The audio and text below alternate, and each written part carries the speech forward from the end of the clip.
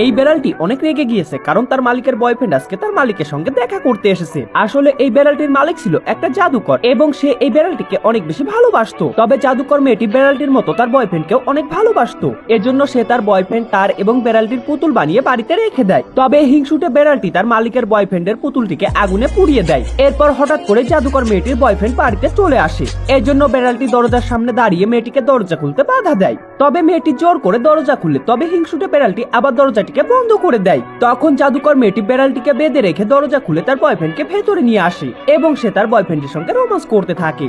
তবে এই হিংসুটে বেড়ালটির এসব সহ্য হয় না।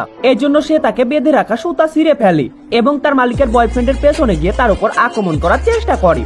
এদিকে মেয়েটির বয়ফ্রেন্ড মেয়েটিকে অনেক বেশি ভালোবাসতো। এজন্য সে মেয়েটিকে একটা হীরার আংটি দিয়ে বিয়ের প্রস্তাব দেওয়ার চেষ্টা করে। কিন্তু হিংসুটে বেড়ালটি তার মুখ থেকে আগুন বের করে মেয়েটির বয়ফ্রেন্ডের উপর আক্রমণ করে এবং তার কাছ থেকে হীরার আংটিটিকে চুরি করে নিয়ে পালিয়ে যায়। এদিকে জাদুকর মেয়েটি তার বয়ফ্রেন্ডের হাতে উপহার দেখতে পেয়ে অনেক খুশি হয়ে যায়।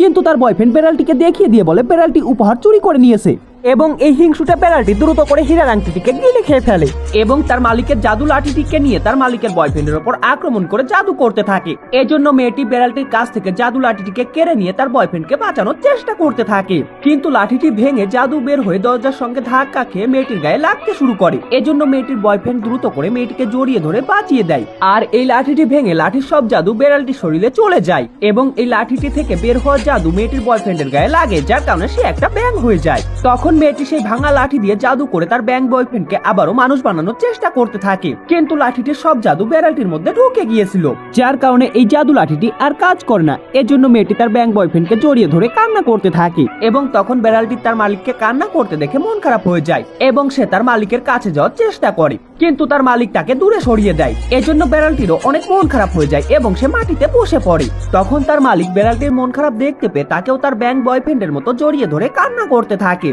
এবং তখন এই বেড়ালটি বুঝতে পারে তার মালিকের বয়ফ্রেন্ডের জন্য তার মালিকের তার প্রতি একটুও ভালোবাসা কমেনি। এজন্য বেড়ালটি তার মাথাটিকে ব্যাঙটির শরীরে স্পর্শ করে, যার কারণে লাঠির জাদু তার মাথা থেকে ব্যাঙটির শরীরে লেগে সে আবারও মানুষ হয়ে যায়। তখন তার মালিক খুশি হয়ে তার বয়ফ্রেন্ডকে জড়িয়ে ধরে এবং এই বেড়ালটি বমি করে তার মুখ থেকে আংটিটিকে বের করে দেয় এবং তখন মেয়েটির বয়ফ্রেন্ড সেই আংটিটিকে নিয়ে মেয়েটিকে পরিয়ে দিয়ে বিয়ে করে নেয়।